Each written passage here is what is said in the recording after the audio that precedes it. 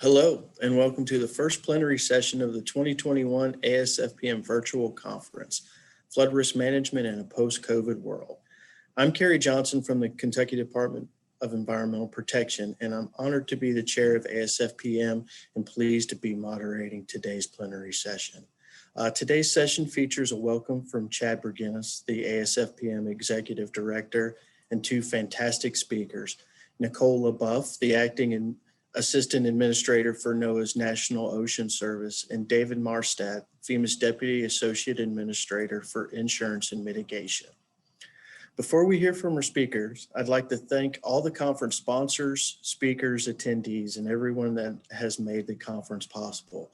I hope everyone has the opportunity to take advantage of all the social events that we have at the conference this week and all the interactive tools that are available. The virtual exhibit hall is really a thing of wonder, so I invite everyone to take a look and wander around the virtual exhibit hall. So speaking of exhibitors, I'd like to welcome the sponsor of our first plenary session, AECOM. Over the years, I've had the pleasure of knowing and working with several folks from AECOM. So without any further ado, I'm happy to turn it over to a short sponsor video from our friends at AECOM. Flooding is personal to me, and it's personal to most of us in Central Texas. And having lived here and having experienced flash flooding, I'm uniquely aware of how quickly a stream like this, that seems very placid, can become a raging torrent. And I'm a little embarrassed to say that about 6 years ago, my family and I drove back from San Antonio to Austin after we thought that the rains were done and the flooding was over. At that point in time, we were driving down Interstate 35 through San Marcos, and my kids asked me why there was all this debris on the road as we crossed the Blanco River. I thought that maybe a truck had spilled them, but it turned out that just a few hours before, the entire interstate was underwater.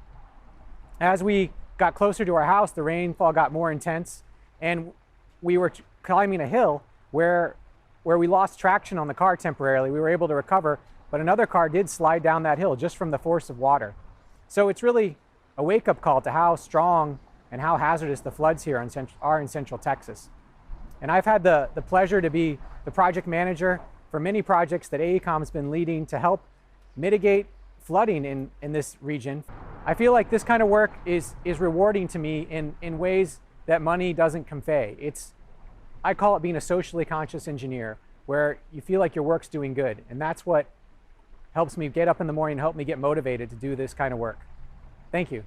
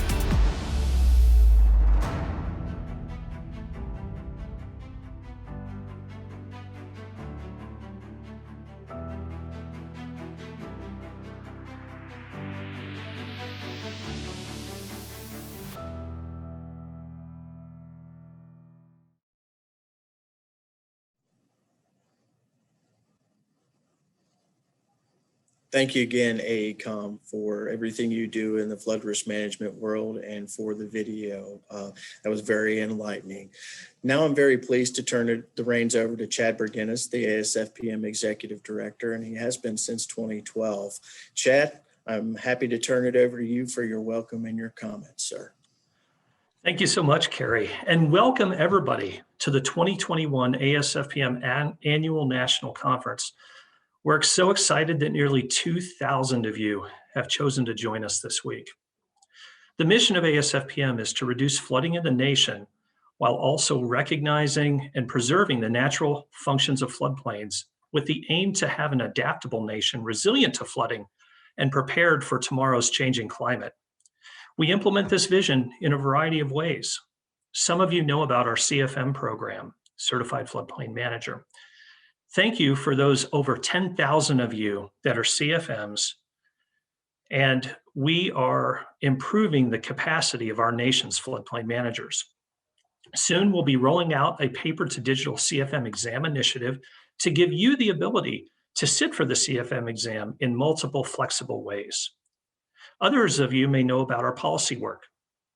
ASFPM's policy focus transcends the NFIP, working with multiple agencies, programs, and policies that deal with flood risk management. And there's a number of exciting policy issues that ASFPM is helping right now, including NFIP reform, the development of a National Atlas 14 program, and better technical assistance through the U.S. Army Corps of Engineers. ASFPM provides training through webinars, courses, and events like this conference. And we do applied research and tool development, literally developing programs and tools where none exist if there's a need. I invite you to visit the ASFPM booth in the exhibit hall and chat with some of our staff to hear about the newest tools we are developing. As we emerge from the COVID pandemic and settle into some form of a new normal, while some things in the world have changed, others have not. Flooding still happens with increasing ferocity. People and businesses continue to lose everything, imperiling their health and degrading their quality of life. Working in this field is worthwhile and honorable work, and I salute all of you for your individual and collective efforts to do your part in reducing our nation's susceptibility to flooding. Over this next week, I hope you immerse yourself in the rich presentations and interactions that this conference will provide. On behalf of the team here at ASFPM, I thank you for joining us this week and wish you well in all that you do. Cary, I'm going to turn it back to you. Thanks, Chad. Appreciate that. Well, without any further ado, I'm happy to introduce our first speaker. Our first speaker is Nicole LeBoeuf. Nicole is the Acting Assistant Administrator for Ocean Services and Coastal Zone Management at NOAA. As the Acting Assistant Administrator, Ms. LeBoeuf oversees all strategic and operational aspects to lead the implementation of activities that support the National Ocean Service's priorities of safe and efficient transportation and commerce, preparedness and risk reduction, and stewardship, tourism, and recreation.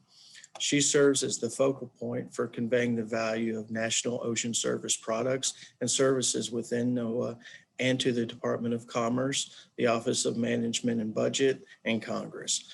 Ms. LeBoeuf actively establishes and grows partnerships with other federal agencies, non-governmental organizations, and industry, and has over 20 years of scientific and program management experience with an emphasis on the connections between science and policy. So without any further ado, I'm happy to turn it over to Nicole for a video. Thank you. Good afternoon, everyone. I'm Nicole LeBoeuf, Acting Assistant Administrator for NOAA's National Ocean Service. I'm delighted to be here today, virtually, for a plenary session on the theme of flood risk management in a post-COVID world. Well, you put those two concepts together and you've got good decision-making and good times. And while I wouldn't say that we're quite there yet on the post-COVID part, I am hopeful for the future. 5 months into 2021, and I am finally beginning to feel the weight and the anxiety of 2020 lifting. I am personally resolved that this year will be better, although I am certain that better won't necessarily mean easy, nor will it come easily. But the good news is that the pandemic has shown me how resilient I can be, how resilient our first responders can be, and how resilient our nation can be. We've had a year plus of virtual meetings, virtual happy hours, virtual game nights, and of course, virtual conferences. We've had to make adjustments professionally and personally as we've adapted to a new way of life, but our mission and commitment to purpose have not gone away, nor have we faltered in our pursuit of preparing the American people for environmental hazards like flood risk. To adapt is human, as is the feeling of discomfort during change. But with resilience, we can withstand even profound change and disruption and come out better for it. For me, at least, when things are in flux, I feel like I'm more porous, more open to new ideas and new ways of thinking and new approaches. It's kind of tiring, all that newness. And if I'm not feeling resilient going in, It can be no fun at all. But still, being open to change presents opportunities to create conditions for myself and for others that I might not have thought possible before, particularly as we make our way through to the other side of the pandemic. And we are getting through this. Although each of us have faced individual and unique impacts over the last year or more, we're all in this together, much like homes, communities, and neighborhoods situated side by side are together in a flood. Of course, not everyone hit by a flood or a pandemic will be able to adapt or bounce back equally. So it is essential that we keep this in mind in our work to prepare our nation for the increasing risk of floods as a result of climate change. In fact, this pandemic has put a magnifying glass on the inequities that exist across our country. Historically marginalized and low-income communities are disproportionately affected in times of crisis. These groups are underrepresented, under-resourced, which means they're under-resilience. Yeah, I just made that word up, but I think we all know that climate change impacts will continue to exacerbate inequities. From the pandemic to flooding and extreme weather events, the injustices remain, and they lower our collective resilience to adapt to climate change. I was heartened to see that tomorrow's plenary session is about just this, social and environmental justice in managing flood risk.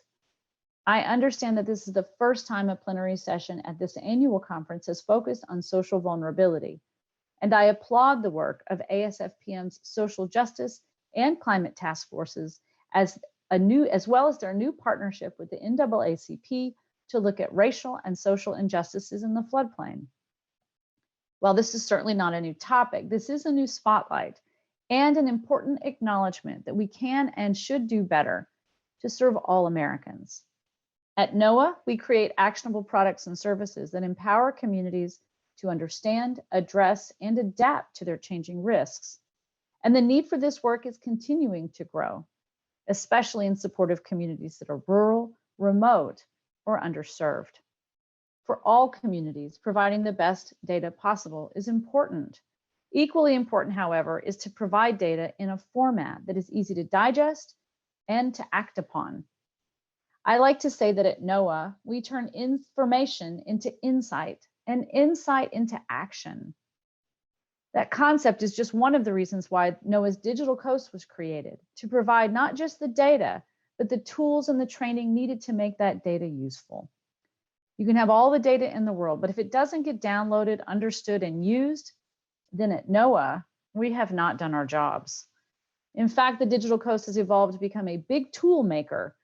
That's when we combine several data sets to create visualizations and detailed analyses that most anyone can use. Most communities don't have the expertise or funds to perform analysis on their own, and they rely upon NOAA's tools in planning for decision-making. Digital Coast and many other NOAA resources enable a key tenet of equitable outcomes for communities, and that's equitable access to authoritative data. No community should be left unprepared for the impacts of climate change because they couldn't afford analysis of impacts. EPA is taking advantage of our resources for their environmental justice screening and mapping tool, which uses two Digital Coast features: the sea level rise viewer, which helps communities visualize future sea level rise impacts, and the coastal flood exposure mapper, which maps different inundation hazards from storm surge to high tide flooding. Admittedly, we have gaps in data in critical places, but we are committed to filling those gaps. I'm happy to report, for instance, that we just added more Pacific and Caribbean islands data just last year, efforts that will continue. We're also researching ways to include additional national data sets on social and economic vulnerability. Addressing social and environmental justice and climate change are also central to the new administration's priorities. Just 7 days into the administration, the president released an executive order on tackling the climate crisis at home and abroad, putting climate at the center of the United States' domestic and international policies. And the American Jobs Plan highlights the importance of weather and climate-ready infrastructure, investing in climate-smart technologies, and safeguarding and investing in more vulnerable communities. The administration has also acknowledged the importance of climate-informed building standards as they consider approaches to ensure that federal investments take both present and future flood risk into account. And the administration is looking at the federal flood risk management standard as a wider part of that goal. The president's budget envisioned for NOAA is another indication that addressing climate change is a national priority. We don't know what all is in that budget, but we do know that the president's request includes $6.9 billion for NOAA, an increase of more than 22% over the 2021 enacted budget. This unprecedented funding level reflects the alignment of this administration's priorities and NOAA's mission. Similarly, Congress is acknowledging the impact of the importance of climate information and the underpinning of climate services for ensuring the safety and security of our nation. In FY21, Congress directed NOAA to assess our needs as they pertain to improving the understanding of coastal flood risk, including the impacts of sea level rise. And this isn't the only request like this that we've seen come across our desks lately. In fact, last month I testified before Congress on behalf of NOAA's expansive suite of climate services. The members of Congress that I spoke with were receptive and supportive, and I walked away from that hearing feeling exciting for more opportunities to come. The appetite is there, both in the executive and the legislative branches and on both sides of the aisle. The momentum for what NOAA does is building, but NOAA cannot nor should not be going this alone. For example, we rely on user insight and feedback from our Digital Coast partners to ensure the relevance and effectiveness of the tools and services we provide. ASFPM members are an important voice in this community, and I am beyond proud of what we've accomplished together over the last 15 years. Our NOAA team greatly benefits from the input from Chad and all of the ASFPM members. This input helps us better serve you by helping us understand the data and tools that you need the most. And I would be remiss if I did not mention one of our latest and greatest accomplishments, the passage of the Digital Coast Act. I want to say thank you, because if it weren't for the interest and the participation of this organization and its members, we wouldn't have such a robust Digital Coast, nor would we have such a significant legislative victory. While the legislation doesn't come with additional funding, it is a call to strengthen interagency coordination and to bring additional resources to communities. The Digital Coast Act codifies the program and tells us that our efforts are seen, appreciated, and will be around for a long time. Sure, we have room to grow, and together with ASFPM, we will. I am excited to build upon the existing Digital Coast applications to create an even better tool for our combined efforts and for the people that we serve. There's so much more exciting work to get done, both inside and outside of NOAA and NOS. For example, the National Spatial Reference System underpins the data that we need to understand the land with respect to our waters. Here at NOS, our geodetic survey is focused on modernizing this system, including efforts to replace current datums with 4 new terrestrial reference frames. I'm happy to share that we are already hard at work collaborating with ASFPM to share this information and to be prepared for the updates. We've conducted several joint webinars already, and I look forward to this continued initiative. Further, colleagues of the National Weather Service's National Water Center are steadfast in focusing on 2 exciting initiatives: coastal coupling community of practice and upgrading the national water model. The first initiative, the coastal coupling community of practice, is another great example of the power of people working together. A diverse group of scientists and modelers are working to add new data inputs into flood forecasting models. Their approach brings together freshwater and marine models, which should provide big accuracy gains for flood forecasting along the coast. The second initiative, that national water model, is also exciting. This hydrologic modeling framework expands forecasts to 2.7 million stream locations where previously no forecasts existed. The next version of this model will expand the hydrological forecast to Puerto Rico and the Great Lakes, and in 2023, forecast data for Alaska. Finally, I will highlight that there is a new effort behind the NOAA Atlas 14. In February 2020, Chad Berginnis testified before Congress alongside Mike Grimm from FEMA and Mark Osler from NOAA. All three of these experts communicated the importance of updating Atlas 14, and it seems that our shared messaging is making a difference. There are currently two bills, the Floods Act and the Precip Act, that would ensure that these data are regularly updated. This advancement would greatly improve the national understanding of future flood risk and further the missions of FEMA and the ASFPM.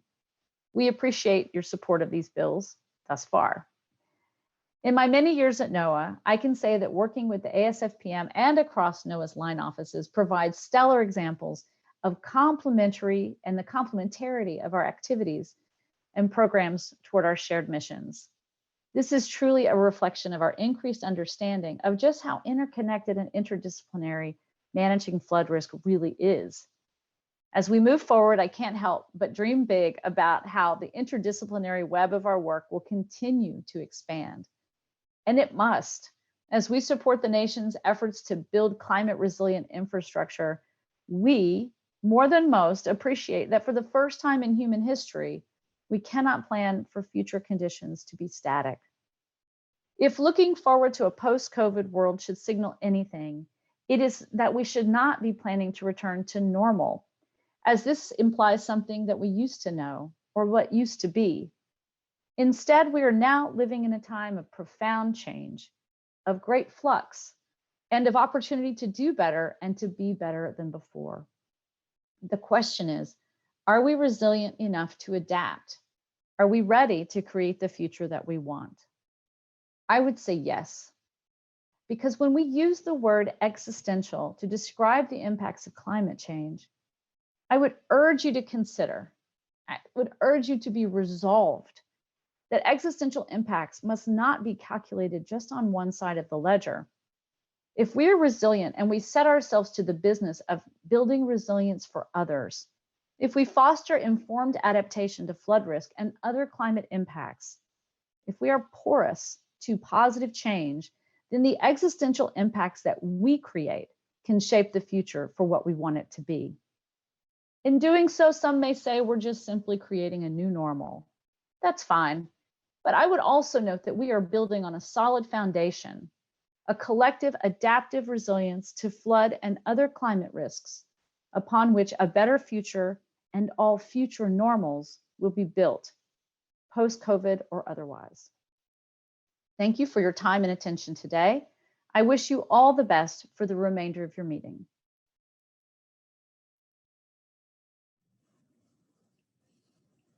Thank you very much, Nicole.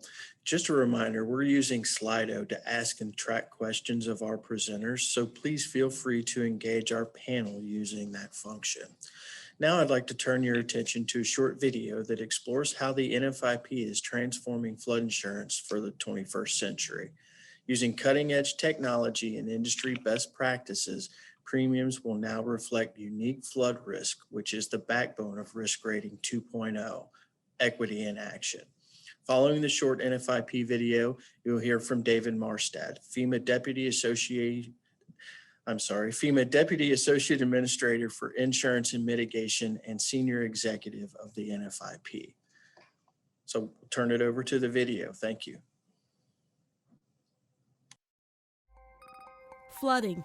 It's the most common and most expensive natural disaster in the United States. And flood risk varies no matter where you live. FEMA has spent decades investing in high-quality mapping data to help inform flood risk and set flood insurance rates. Today, we're leveraging that data along with cutting-edge technology to get a better understanding of your property's unique flood risk and how that risk can be reflected in the cost of your insurance. FEMA will consider your home's distance to a flooding source, the types and frequency of flooding, and property characteristics such as the cost to rebuild. With more data going into assessing your flood risk, you'll have a more complete picture of what goes into the cost of your flood insurance. We're making flood insurance fairer and easier to understand to help you protect the life you've built. Learn more about this effort and the benefits of flood insurance by visiting FEMA.gov/NFIP transformation. Good afternoon. As the video you just watched aptly explained, friends, the moment has finally arrived. On April 1st, FEMA formally released its bold new update to the National Flood Insurance Program's pricing methodology, Risk Rating 2.0, Equity in Action. After 3 years and thousands of hours of staff time, we are delivering a 21st century system capable of developing premiums that reflect a single property's unique flood risk. This is a milestone that will change the landscapes of flood insurance, risk communication, and floodplain management, and will result in greater resilience. I wish we were meeting in person to share this milestone together. Over the past year, we've all had to adapt to the impacts of COVID-19. While it hasn't changed our respective missions, it's made them more complex and has exposed vulnerabilities and inequities in resilience. As I'll share in a few moments, there are lessons that we can all learn from the pandemic about customer needs, capacity constraints, and flexibility in unprecedented times that we can take away and apply to mitigation, floodplain management, and insurance. Mother Nature demonstrated that she does not care about the pandemic or pay attention to social distancing or mask wearing. In fact, Mother Nature has pressured us to accelerate our mission to reduce disaster suffering all the more.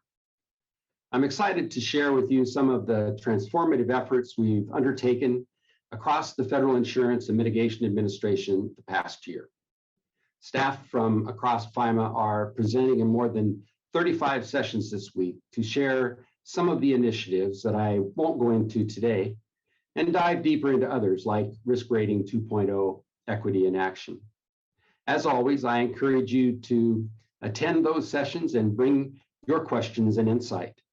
We consider you partners in our mission and look forward to engaging with you this week as we have in years past.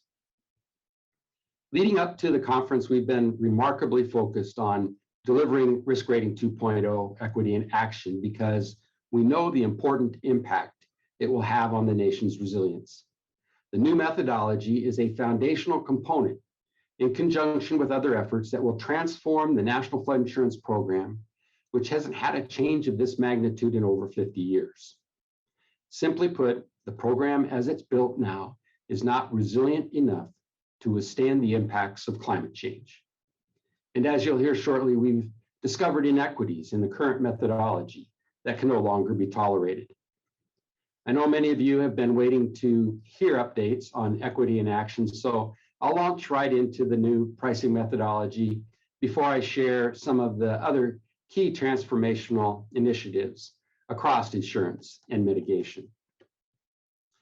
To get started, let me provide some foundational context about this new cutting-edge approach that will provide equitable rates for each property's unique flood risk. As you are aware, rates already increase under the current NFIP rating methodology. Respectively, rates are going to increase for some policyholders under the new pricing methodology, and rates will also decrease for some policyholders. Later, I will speak more about what these changes look like across the nation, but right now, I want to highlight how those who will see increases under the new NFIP pricing plan fundamentally differ from the rate increases under the existing rating methodology.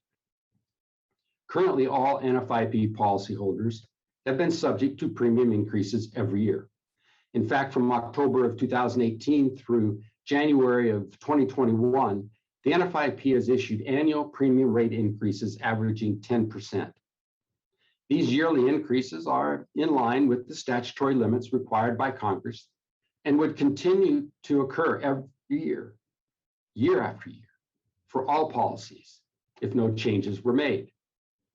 Under the new pricing methodology, rate increases will not continue indefinitely. Once a policy reaches its full risk rate, the increases stop. In fact, we project that approximately 25% of policies will reach their full risk rate within the first year. And after 5 years, approximately 50% of all policies will be at their full risk rate. And approximately 90% of all policies are at their full risk rate at 10 years. The new plan will comply with all statutory and regulatory requirements, including the premium caps currently in place. It is important to understand that the NFIP's ability to identify individual policyholder risk has been enhanced with FEMA's increased technological and mapping capabilities.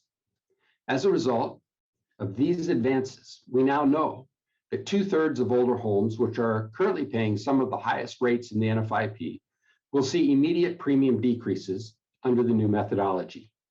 With no change, current inequitable rates will remain in place, and policyholders for many of these older homes will continue to pay more than they should. This is just one example of how the new plan sets the NFIP on the right course to create a more equitable, accurate, and individualized rating plan. Andy Neal, the NFIP's chief actuary, will be joining the question answer segment after these remarks, where we will be happy to take your questions, which you can provide through the chat at any time during this presentation. To really understand what Risk Rating 2.0 equity in action means and how it's an improvement over the current rating methodology, it's useful to consider where we're headed in comparison to our current rating methodology.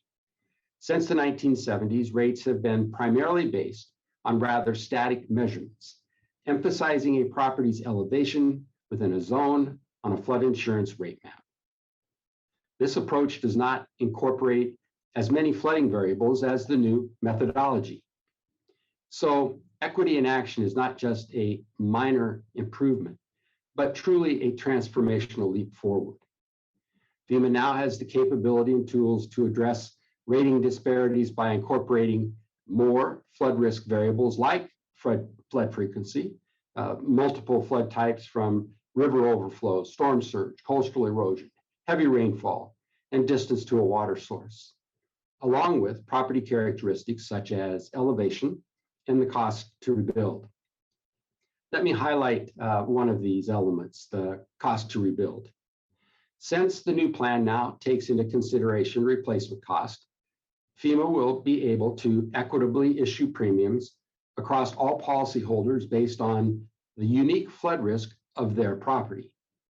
This has been an industry standard for years, possibly decades, that the NFIP is now finally adopting. The NFIP is building on years of investment in flood hazard information by incorporating private sector data sets, catastrophe models, and evolving actuarial science to create equity in action. This includes using existing FEMA mapping data and NFIP policy and claims data, along with other federal government data from USGS, NOAA, and US Army Corps of Engineers. Then you incorporate third-party, commercially available structural and replacement cost data, along with CAT flood models, all combined together, which results in an approach that is clearly a significant improvement. It allows us to set actuarially sound rates and communicate flood risk more comprehensively than ever before, enabling us to fulfill our obligation to clearly communicate flood risk. And risk is exactly what flood insurance pricing should be based on. By providing policyholders a clear and concise picture of their unique flood risk, we are equipping them with the information necessary to make informed decisions about taking mitigation actions. FEMA believes mitigation coupled with insurance provides individuals with the essential tools they need to recover after disaster strikes. Let me share the motivation behind our landmark efforts, the why behind all the hard work and commitment that's gone into making Risk Rating 2.0 equity in action a reality. This change will address an inequity in the program that has built up over time and must be corrected. That is, policyholders with lower value homes are paying more than they should, and policyholders with higher value homes are paying less than they should. The new pricing plan enables FEMA to set rates that are fair and ensures rate increases and decreases are both equitable. In fact, we've learned that 2/3 of older pre-firm homes that have some of the highest rates in the NFIP today will see an immediate decrease in their cost of insurance. Since our new rating methodology has revealed these inequities, we cannot turn a blind eye to policyholders who have been unjustly subsidizing other properties.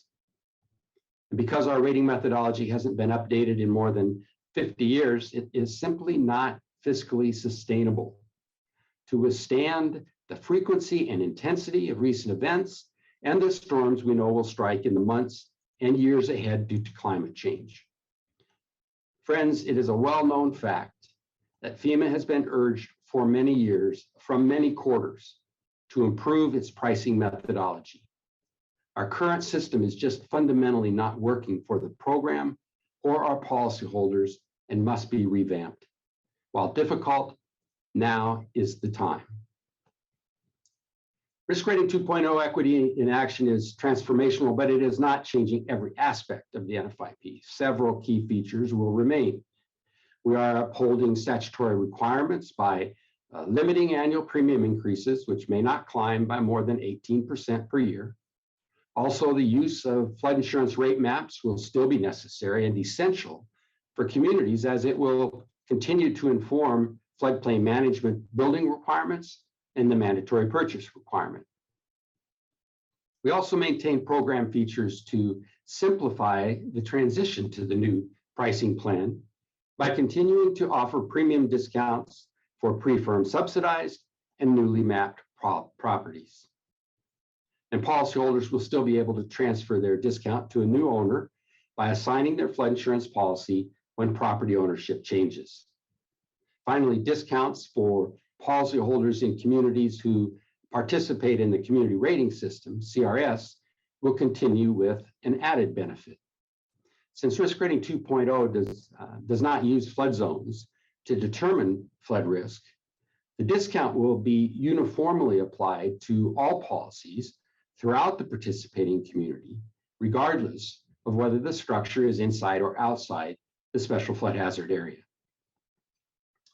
Now that you've seen what is not changing, over the next few minutes, I will walk you through the national analysis for all structures in the NFIP book of business, including single-family homes, non-single-family homes, levied and non-levied, for 5 million policyholders across all 50 states, the District of Columbia, and U.S. territories. Then I'll share how the NFIP is planning to roll out the new pricing plan. First, here's what the analysis of the data tells us. 23% of current policyholders will see immediate decreases in their premiums. On average, this will be $86 per month in immediate decreases. That doesn't happen under the current rating structure, where rates go up every year for all policyholders, regardless of their level of risk. This should not be overlooked because it speaks to one of the tenets of equity in action, which is to reflect a property's unique flood risk accurately and fairly, and to price it accordingly. Before I move on to the next two categories of policyholders in the blue buckets, it's important to understand that under the current rating methodology, all policyholders have been seeing an average annual increase of $8 per month. Under the new pricing methodology, 66% of policyholders will see a $0 to $10 per month increase in their premiums.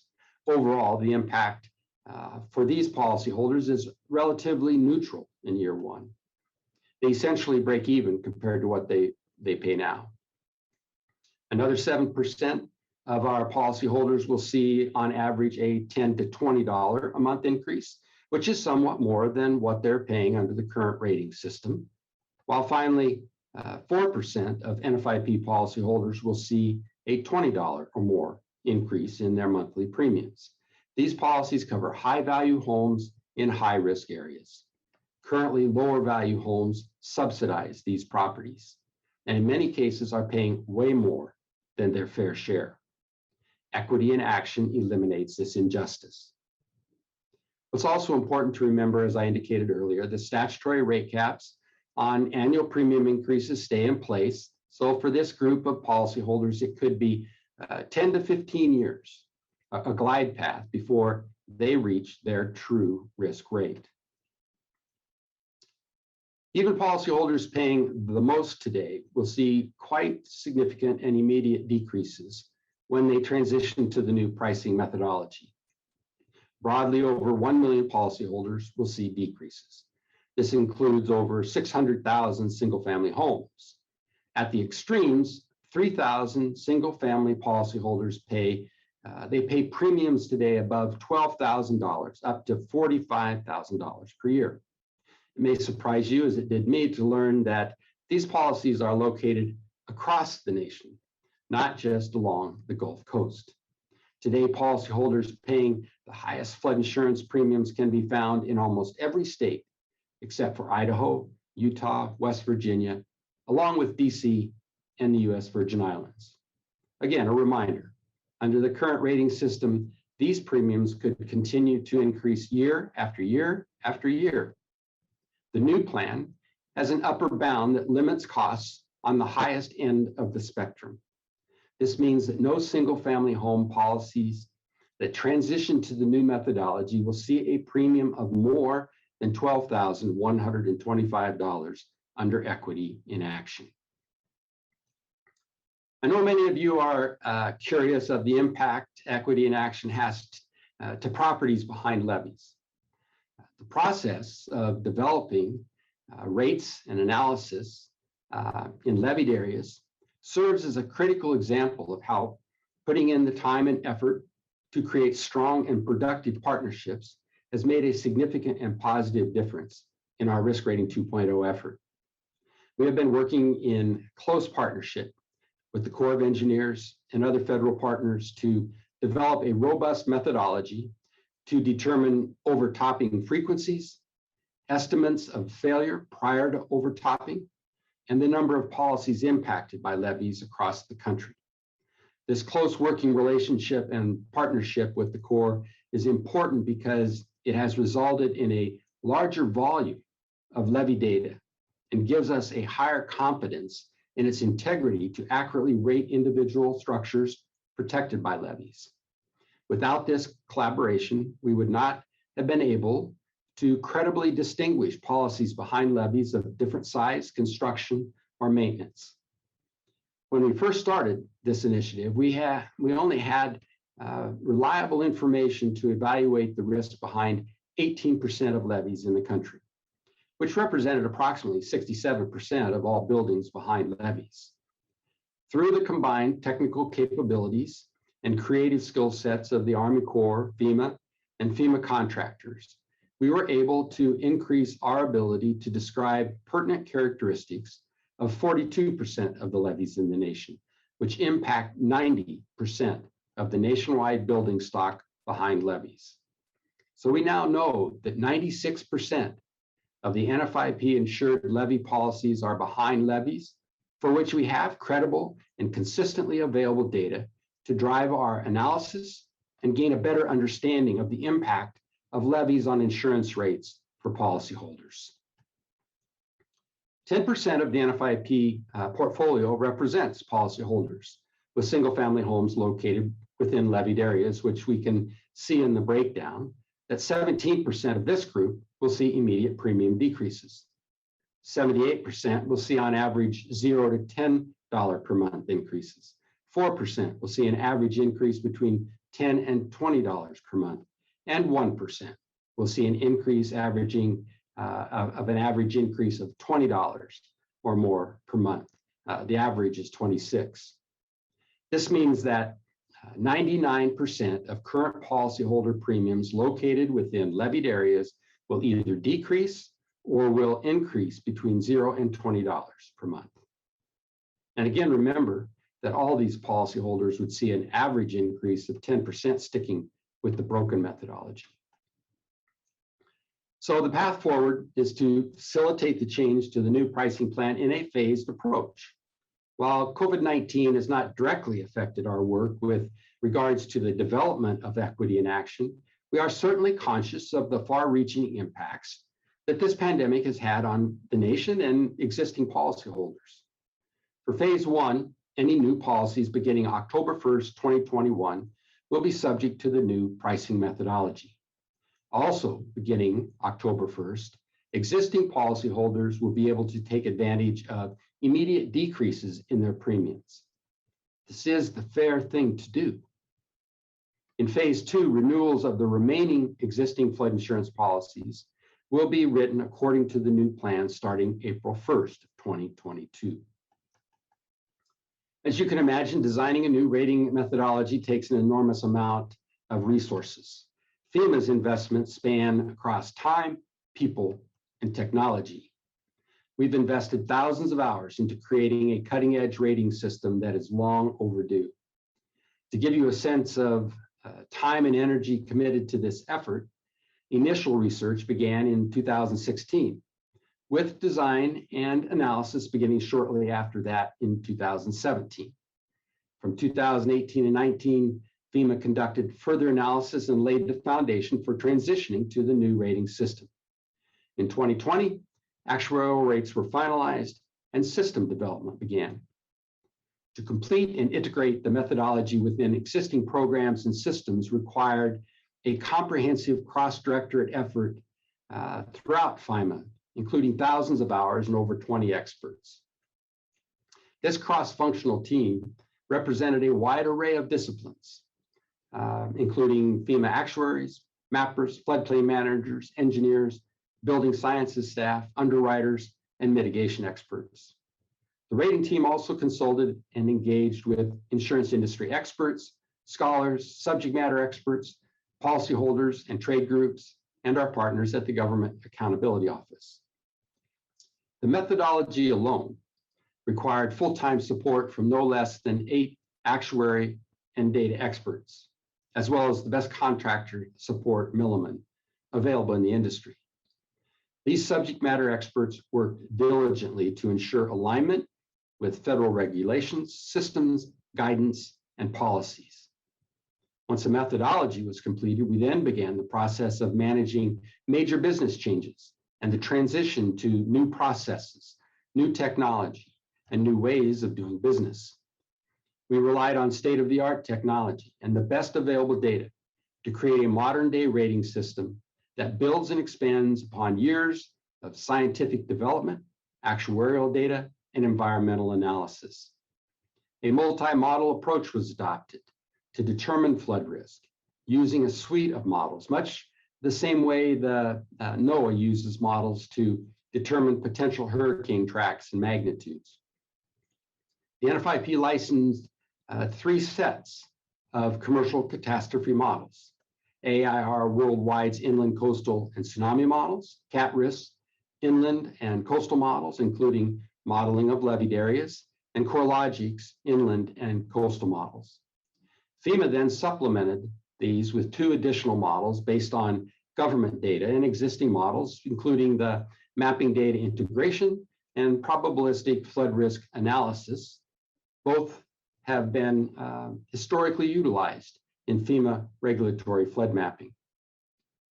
Additionally, we have also incorporated other federal agency data, including NOAA's slosh modeling and tidal gauge data, and USGS gauge data and the National Hydro High-Res data set. Blending CAT models sourced from both the government and commercial entities will ensure the most accurate flood risk rating that the NFIP has ever produced. Equity in Action will deliver a more equitable and risk-informed NFIP. This is not a check the box and move on. We're working from the ground up, from which we will continue to shape a more resilient and financially sound NFIP. What we've developed is a foundational component in conjunction with other efforts that will transform the NFIP, which hasn't had a change of this magnitude in over 50 years. The new pricing methodology puts the NFIP on a path toward a more fiscally sustainable program that is accountable to taxpayers, more accurately reflects flood risk, and helps disaster survivors recover after flood events. One final thought on equity in action. The development of an affordability plan is still needed. Affordability is an issue currently and will continue to be a concern with the implementation of the new pricing plan. We believe the affordability framework FEMA delivered to Congress in 2018 will be most valuable as this policy discussion continues. I do believe this is something the Biden administration will strongly consider, and I look forward to collaborating with their team and with Congress on ways to reduce barriers to purchasing flood insurance and pursuing mitigation options to achieve resiliency. Over the last year, every single one of us has had to adapt our lives at work and at home because of COVID-19. Like all of your organizations and workforces, FEMA and the National Flood Insurance Program had to adapt quickly and for the most part move to a remote environment to slow the spread of the virus. The NFIP and mitigation teams like you and your teams found a way to make it work because our responsibilities don't shut down and disasters don't stop. Success in landing critical program updates like Equity in Action can be summed up by recalling the theme of last year's national conference: perseverance, progress, and partnerships. I believe this remains a fitting theme for conversations between FEMA and ASFPM. This is a partnership that we value and respect, and one that we'll continue to rely on to advance our mission to reduce disaster suffering. When we take a step back and think about the collective determination we've shown as a nation, within each of our organizations and in our homes and communities, it's truly remarkable. It has required all of us to adapt, innovate, and step out of our comfort zone to identify strategies that consider the impact of pandemics on the risk reduction activities we're already doing. It's important to capture these lessons and shift how we execute our individual areas of focus. What did our industry learn about how to prepare for hurricanes or manage response operations during a pandemic? And how do pandemics impact the execution of floodplain management, community meetings, mitigation projects, or the implementation of regulations geared toward risk reduction? Where are the public health gaps in plans, policies, and guidance that you've identified in the past year? And how do we improve mitigation and floodplain management throughout a pandemic? For FEMA, we recognize the impacts that the pandemic was having on our customers and our operations. So we adjusted to better serve our customers. We extended the 30-day grace period for policy renewals up to 120 days so that our policyholders didn't have to worry that their policy would lapse during the spring flood season or into the start of hurricane season. We paused the issuance of letters of final determination and the beginning of new 90-day appeal periods for flood maps. We moved to a virtual platform for claims adjusters to continue handling claims safely and as promptly as possible. FEMA's Office of Environmental Planning and Historic Preservation undertook a posture to support a consistent COVID-19 response across all regions. And for the first time ever, FEMA responded to a whole of America disaster declaration to include supporting vaccination efforts across the nation. No question, COVID-19 certainly has made our mission more complex. We will continue to review and adjust our guidance and programs to assist state, local, tribal, and territorial governments prepare for, withstand, and recover from all types of disaster. And there's an urgency to do so. If we've learned anything from the last year, we can expect more frequent, intense, and severe disasters in the coming days, weeks, and months ahead. In 2020, there were 47 major declarations, and this doesn't include the whole of America declaration for COVID-19, and 22 separate weather and disaster events with losses that exceeded $1 billion each. The previous high was 16 in 2011 and 2017. This across all hazards: the Midwest Derek, historic hurricane season, drought, and dozens of active wildfires across multiple states. We saw a historic hurricane season that started earlier than ever before, saw the most storms in the shortest amount of time in history, and finished with a record-breaking 30 named storms. Nearly every mile from Texas to Maine was under a tropical storm or hurricane watch or warning, except for one single coastal county in Florida. Hurricane Laura became one of 10 hurricanes on record to make landfall in the US with winds of 150 miles per hour or higher, and the second of this strength to strike Louisiana since records began in 1851. Munich Re estimates that the 2020 disasters caused $95 billion in damage last year. That's a staggering financial impact. Translate that number into the blow to survivors, businesses, and local and state governments facing challenges of recovery. Looking ahead, NOAA forecasts another above average hurricane season for 2021. Yet nationally, there's not enough insurance coverage. Less than 4% of households in the US have an NFIP flood insurance policy. Only 30% of households in the special flood hazard area, the high-risk area, have NFIP flood insurance. But 99% of US counties have experienced a flood event. Nationwide, the average cost of flood insurance is $700 a year, but the average flood insurance claim, $43,000. Insurance puts real money in the hands of survivors and helps them on their road to recovery. According to the National Institute of Building Sciences, their report says America's resilience investment gap exceeds $520 billion. That is, the country could cost effectively spend $520 billion to reduce its disaster liability by $2.2 trillion and significantly shape resilience. We're facing more events with greater impact, and we simply don't have enough insurance or mitigation.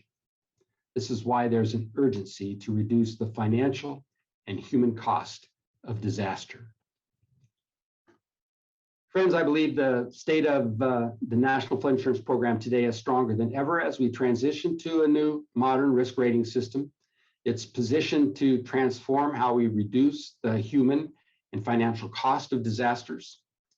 The NFIP remains the largest single peril insurance operation in the world. We provide more than $1.3 trillion in flood insurance coverage across the United States, insure more than 5 million policyholders in 22,525 communities across the nation.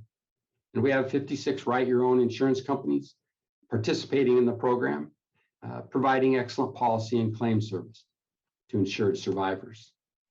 We've identified flood hazards for local communities by mapping riverine and coastal areas over 1 million stream miles and initiated new coastal flood risk studies for 100% of the populated coastline.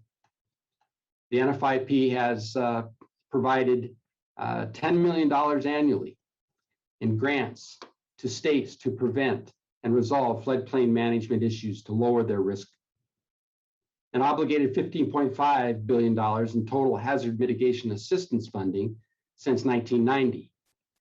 Nearly 1,500 communities have taken actions and achieved higher than minimum standards for flood protection by participating in the community rating system. All 50 states, 222 tribal governments, and over 23,600 local governments have a FEMA-approved mitigation plan, covering nearly 85% of the nation's population. Over the past few years, we've made claims to help our policyholders recover from some pretty significant storms. Last year alone, we paid 323,414 claims totaling over $818 million. Since the inception of NFIP, more than 2.8 million insured properties and 2.4 million policyholders have been impacted by flood damage, with the NFIP providing over $71 billion to help insured survivors recover. These are tremendous numbers showcasing the significant impact the program has had over the years in helping communities and individuals build resilience. We've been successful because of the commitment within FEMA and from partners to continuously improve the NFIP. And we believe in the future success of our programs to reduce disaster suffering for all and for the next generation because of the commitments we made through FEMA's 3-year strategy that we launched last November. Our strategy is centered around a vision for a prepared and resilient nation, a mission to reduce disaster suffering, and an aspiration to build a world-class organization, one that is focused on delivering the right resources and capabilities to their customers. When developing this roadmap, we recognized that we would not be successful if our programs, technical assistance, and financial support did not increase resilience for the whole community. We know that disasters have a disparate impact for socially vulnerable or more marginalized communities, making their road to recovery longer and more difficult. This is why we added an equity lens to our strategy, ensuring that everything FEMA does increases resilience for all and addresses communities that most often suffer after a disaster. Our strategy also integrates climate change into our objectives so that we provide our customers with an even more complete picture of their risk. Imagine how individuals and communities might change their decision-making if they were aware of their unique risk in 5, 10, 25 years from now. What impact could a comprehensive plan have if it guides development by planning for future coastlines or high water marks or stormwater runoff caused by new development? What does home buying look like when prospective buyers are equipped with a comprehensive risk profile of the property they're looking at? Equity and climate serve as our strategy's cross-cutting principles, and we're committed to integrating them into everything we do. While this was done last fall before the change in administration, these components can be found in the executive actions and priorities of the Biden administration, so we are aligned in the right direction. Let me share a few of the areas where we've already made progress. We believe we are building resilience for all and for the next generation through the Building Resilient Infrastructure and Communities, or BRIC. We believe BRIC is a game changer and will create opportunities to improve the way the nation invests in resilience. A key aspect of BRIC is stronger than our previous PDM. It is now funded through an established 6% set aside of disaster expenses, meaning there's a steady stream of funding for mitigation projects. In January, we closed the first application period for BRIC grant funding. For the first year of BRIC, $500 million was made available, double the largest amount that was ever available under PDM. States, territories, and tribes submitted requests for use of BRIC assistance that included mitigation projects, capability and capacity building activities, and management costs. FEMA received requests for $3.6 billion across 980 applications, with total proposed project costs exceeding $5.49 billion. To make BRIC equitable, we build in mechanisms to support communities less equipped to navigate the grant application process and reduce the complexity for accessing grant dollars. We're providing higher scoring for projects that support vulnerable populations. And we made the cost share requirements as flexible as possible under the law for projects for impoverished communities. Of the 980 sub-applications, 88 were from small and impoverished communities, nearly 9% of all sub-applications. We're currently reviewing all the proposals and look forward to announcing selections this summer. What is clear is the interest in the first application period demonstrates the need for mitigation investment and the widespread interest and support for mitigation. But for communities to identify appropriate mitigation measures, they must first understand their unique risk profile. Risk information tools that adequately communicate the unique risk of individuals and communities are critical to supporting risk-informed decisions. One of these tools is the National Risk Index, which FEMA launched last November. The index is the first tool of its kind that identifies communities nationwide most at risk to 18 natural hazards. The index makes it easier for communities to have conversations about how to reduce the impacts of natural disasters. Anyone can go online and enter their county or address and see the hazards most likely to affect them. What's different is that the index shows how communities may be affected by different natural hazards and how specific factors such as social vulnerability and community resilience affect those risks. This combination of understanding hazards and social vulnerability marks the first time the federal government has taken such a sweeping view of community risk and susceptibility to disasters. We are on our way to providing a more complete risk profile through our Future of Flood Risk Data initiative. We're exploring how to provide more comprehensive flood risk data that reflects a range of potential flooding scenarios instead of just the 1% annual chance flood. By moving to a graduated risk analysis, one that depicts multiple sources of flooding, like heavy rainfall or levee risk beyond the 1% annual chance event, we hope to change the misconception, the myth, that areas outside of the 100-year flood zone have little to no flood risk. Of the more than 22,000 communities in the NFIP, there are more than 1,000 flood risk mapping projects underway already. These projects take an average of 7 years to complete, but communities can evolve quickly during this time frame. Through the Future of Flood Risk Data, we are leveraging new technologies and partnerships to develop the data more efficiently, accurately, and consistently across the nation. Ultimately, FFRD will support a more risk-informed NFIP, including insurance ratings, floodplain management, and our mitigation programs.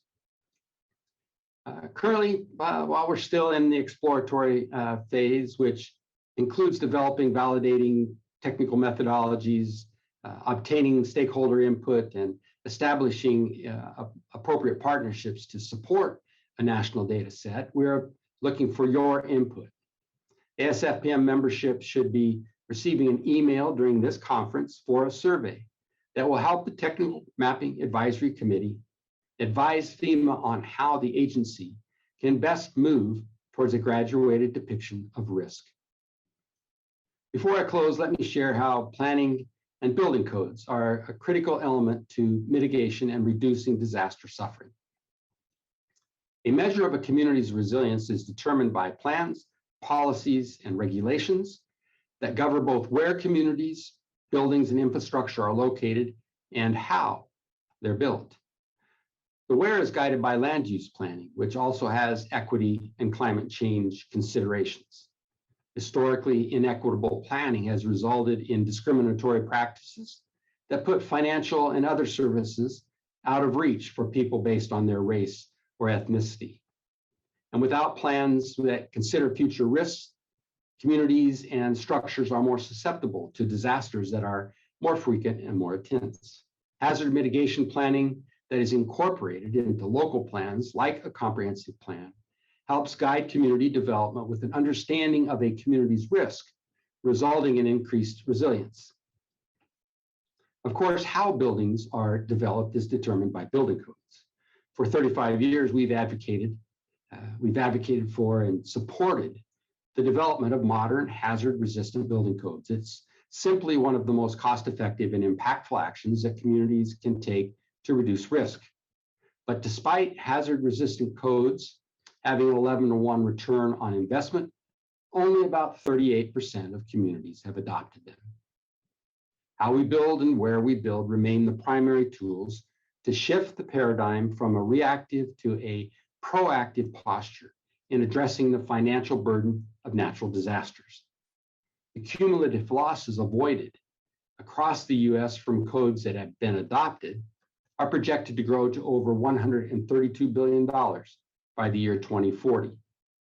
We need to expand the adoption of building codes and make it standard practice, specifically in areas where flood, earthquake, and hurricane wind hazards threaten growth and prosperity. We won't be successful in preparing for the risks we face now or the risks that our grandchildren will face without a commitment to plan for the future, to innovate and deliver our programs with equity. Successful preparedness for the whole community requires that we all share the responsibility to expand the understanding of risk and increase actions that makes us all safer and more prepared to face disasters. It requires a multifaceted approach, with each person bringing their own unique sphere of influence to help solve the resilience challenges in front of us. It requires a commitment to amplify common messages about buying down or mitigating risk. And it requires that we all commit to equitable actions that work for all communities, so the most vulnerable are also protected from the long-term impacts of disasters. Together, we can reduce disaster suffering for all. Thank you. Thank you very much, Mr. Maurstad. Appreciate your video and briefing. And now I'd like to open up the live question and answer session by taking a few questions from the audience. As we've mentioned before, we've used a really great service called Slido throughout the presentations to take the audience questions. And there's been great feedback. There's been about 68 questions or so that have been asked from our attendees. And what I'd like to do is kind of bounce back and forth between our panel members and ask some questions related to some of the issues that our audience brought up. So the first question, David, will be for you, and it's relating to equity. So the question is, how do you distinguish between fairness and equity in FEMA programs? Additionally, setting fair rates is not equity, it's making sure pricing is fair. Equity includes looking deeper at structural issues and making things better for those who are disadvantaged. Yeah, great question. Sounds like they even answered it at the end, which is very helpful when things are thrown my way. But right now, I think the most important aspect of this is that unlike in previous times, we are focusing on equity and looking at all of our programs and making sure that we're doing so in a equitable fashion, and the way that we conduct ourselves and administer our programs is fair.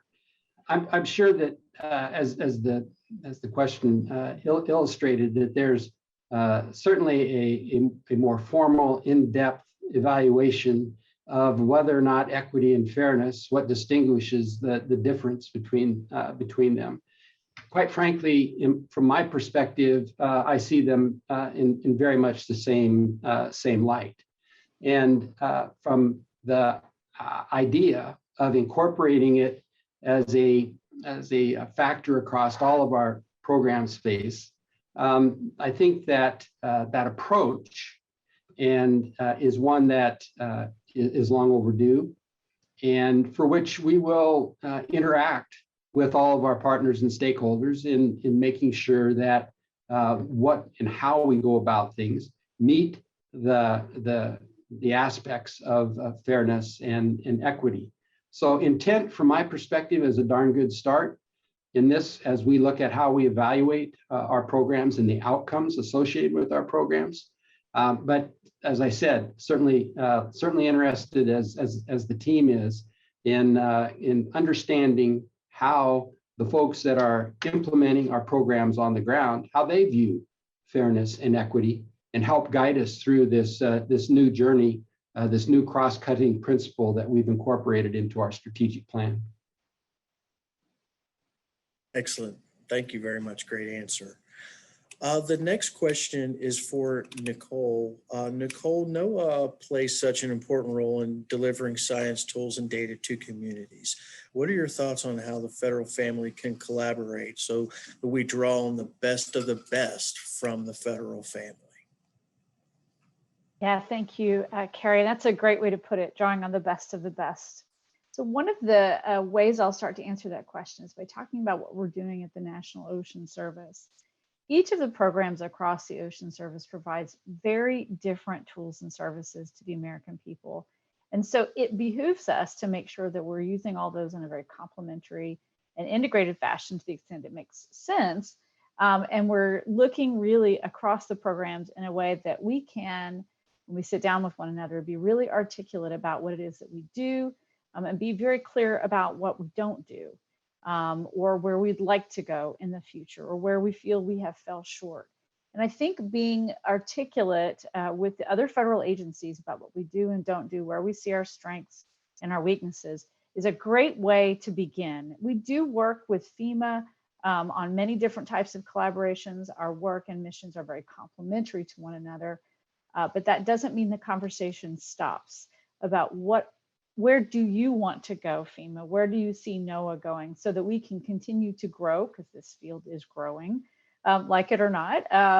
We are all going to be making some adjustments upward, outward, and maybe even into work that we've not accomplished before. So I think the best way for us to begin is to sit down and really be as specific and articulate with one another about what we do and don't do, so that we can have those conversations and say, where does my lane stop and yours begin? And then just be very, very smart at those margins, so that we're not duplicating effort and then we're not leaving gaps where folks are not being served. So that's how I would say begin those collaborations where they don't already exist. Right. Well, I think that's a great answer. Respecting missions, but understanding that those missions sometimes overlap is such a huge hurdle. And often, that's where the lines get blurry, so to speak. So it's great to know how the federal agencies are working to, kind of erase those blurs between the lines, so to speak. The next question actually deals with risk rating 2.0 and is a bit of a two-partner. So I'll throw both these questions both to David and to Andy Neal, who has also joined us in the panel, and we appreciate him being here this morning or this afternoon for some of us. So the first question I think is fairly quick, but I think important as well, is how does the new risk rating methodology consider disadvantaged communities that may be located in a special flood hazard area? Yeah, I mean, so part of the reason, the motive behind risk rating 2.0 was that flaw that came about over the years in our previous program, and with not taking into account the value of a home, which resulted in lower valued homes, generally speaking, but not always, in disadvantaged parts of communities, or because of building patterns are in those areas that are at a higher risk, that have been paying more than they should, based reflective of their risk. And so while we don't specifically identify disadvantaged portions of communities, we certainly know that there are policyholders within the NFIP, and quite frankly, a number of policyholders for which affordability is truly an issue.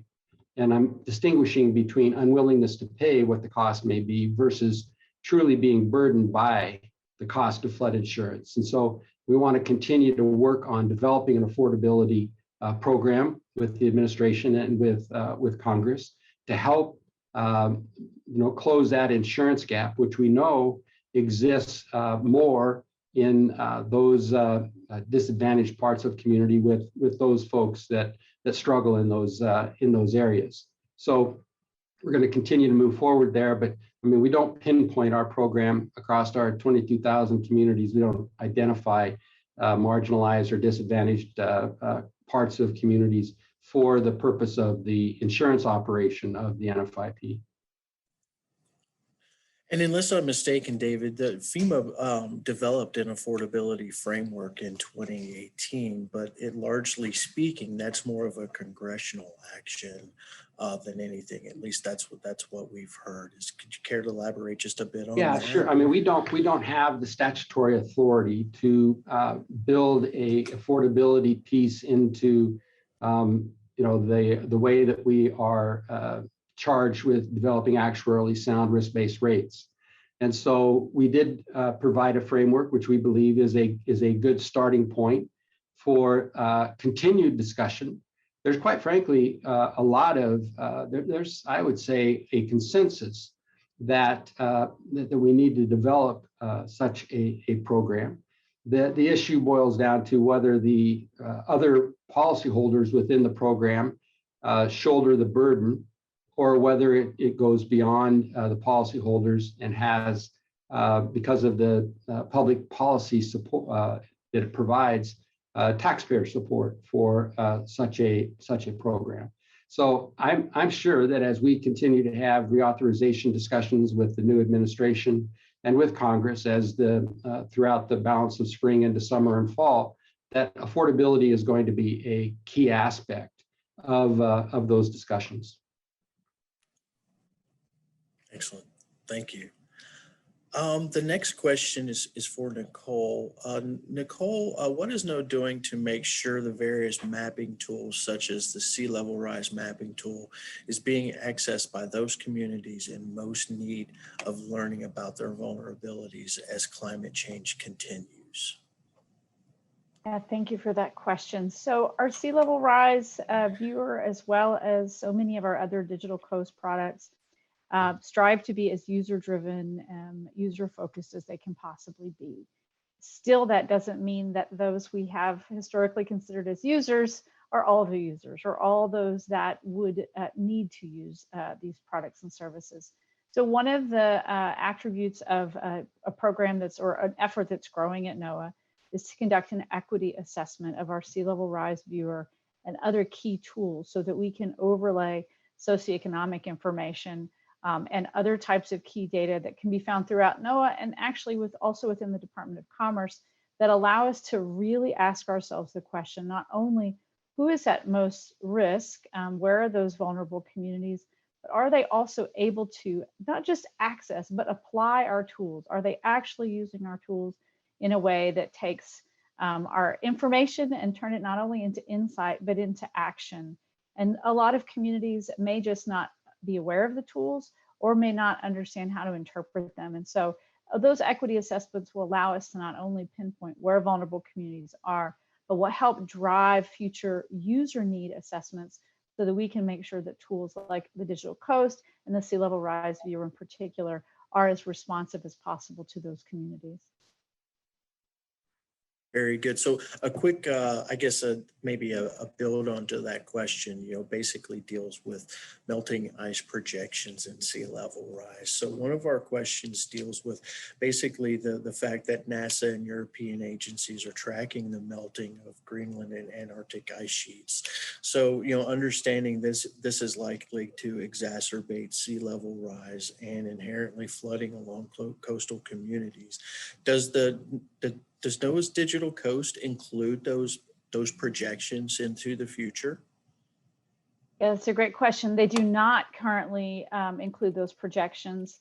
Many of our tools are reflective of the National Climate Assessment and those projections, but the data that goes into the Digital Coast and our Sea Level Rise Viewer, for example, do not. Now, I will say the Digital Coast Act calls upon NOAA to get after it with regard to Alaskan data and Arctic data. And so that will be in the plans for the near future in terms of the upgrades to Digital Coast. Great. So the next question is actually for David and or Andy. So in Risk Rating 2.0, what can a homeowner do, or how can a homeowner figure out what types of mitigation actions that they can undertake that might impact their insurance premium? Yeah, and that's something that we're going to continue to make sure that we communicate as we continue the implementation process of equity in action. And certainly, and Andy can elaborate on this, but certainly elevation continues to be a very key factor in determining one's flood risk. And so that isn't really going to change, but there are some other measures that we built in to the methodology that folks can get credit for, so that not only are they improving the risk, the resilience of their home and protect their family better, but also has the potential to help with the cost of their flood insurance. And so let me toss it to Andy for a little bit more of an in-depth response to that. Thanks, David. What I would say is that Risk Rating 2.0 carries forward many of the same opportunities that homeowners have to mitigate their homes. So David mentioned elevation. Under the current rating paradigm, elevation is one of the best ways you can reduce your premium. That carries forward into Risk Rating 2.0. But in some cases, or in equity in action, in some cases, there are certain measures that homeowners could take, but they were constrained to a particular zone and to particular types of construction. So for example, elevating on post piles and piers. that in a coastal area, you see homes that are in the V zone, A zone, and X zone. Sometimes you see them elevated on post piers and piles, but the only ones that get discounts are those that are in the V zone. And in many communities, the V zone doesn't actually interface with any structures. Under risk rating 2.0, credit for post piers and piles extends through any flood zone that you happen to be located in. The same thing is true for flood vents. Flood vents are currently constrained to certain zones and certain foundation types. If you have vented a solid perimeter foundation in risk rating 2.0, regardless of the zone you sit in, you can get reductions for that. We have additional reductions for this, whether your home is wood frame or masonry construction. Not quite as much of a discount as some of the others we've mentioned, but that's there. So risk rating 2.0 builds upon some of the foundational principles the NFIP has already encouraged, but make sure that those discounts apply in all scenarios. Very good. Well, and you know, one of the burning questions that kind of keeps coming up is folks are wanting to digest the rating process, right? So they're wanting to know when data will be available for local communities to, you know, dive into their rate analysis to see what impacts may be on their specific community. So I guess the next question would be just curious as to whether when we're able to crack open the proverbial black box, so to speak. Yeah, so, well, right on cue, there's a little bit of a rainstorm where I'm at here, so hopefully it's not disrupting the audio any, but where it can rain, it can flood. So it's maybe an omen. So we've released more information on risk rating 2.0 than we have in the past. We've provided a breakdown at a state level. We're looking at further breakdowns, for example, on the impacts similar to what I showed in the presentation. We've put online a number of documents that we believe will be helpful for people to understand the impacts of risk rating 2.0. But most significantly, we've also provided a document that is the technical analysis of risk rating 2.0. Full transparency for anyone that can understand those types of documents to go in and review. Very similar to what a private insurance company would submit to a state insurance regulator if they were going to change the rates in one of their programs. I'll let Andy get into that in just a minute. But the actual cost of a particular property, which we can't get into because of PII privacy issues, the agents, insurance companies will be able to tap into the new risk rating engine around in the August timeframe. So those policies that would be coming up for renewal, for example, or new policies that would be written after October 1st, 60 days or more. Obviously, policies in November, December, even more time. So that's when you're going to be able to get down to Maurstad's going to be able to understand and know what his premium is going to be. But what I want to leverage this question for is that a key part of what we're doing is improving the customer experience for our policyholders and for future policyholders, and improving the ability for agents and companies to provide service to those customers through a far simpler application process, a far simpler rating process. For those, I'm sure many of the folks that are at the conference know that you go into a current flood rate manual and you've got pages and pages, and it takes a long time for one to determine what the premium ought to be for a particular property. And quite frankly, many times you could go to 5 different agents in a community and more than likely get more than one, maybe 3 or 4 different answers because of the complexity associated with the current paper and pencil process that we have. So we're moving into doing business in the 21st century. It's going to be far easier. We think it's going to expand the number of agents that will participate in the program, which means that we're going to help close the insurance gap because of the simplicity associated with being able to sell the product. Policyholders are going to be able to understand it better. know what's covered and what's not covered. And so I think the claim experience will be improved. But we're really looking forward to be able to implement this new 21st century way of doing business to the NFIP for a variety of very positive reasons. But specifically to the data question, Andy, if you want to elaborate, please. Sure. So for anybody who's really interested in diving into understanding how risk is considered under Risk Rating 2.0, we have the document that David mentioned up on our website. I often get to it just by Googling NFIP Equity in Action. I scroll down to the bottom of the page, and there's the technical documentation that we've provided. And key to that is that a fundamental aspect, if you start reading that document, it's a lot of pages and it's a lot of actuarial ease. So it's not necessarily a document that's meant for just anyone, but anybody who's technically interested in how we built the rates, that's the document for you. And fundamental to it, if you step back and say, what is this document telling me? It starts with the idea of our flood insurance policy, the agreement that we have with our 5 million policyholders and people who are covered by NFIP policies. And that agreement says anytime a condition of flood is met and you incur damages, we're going to compensate you for those.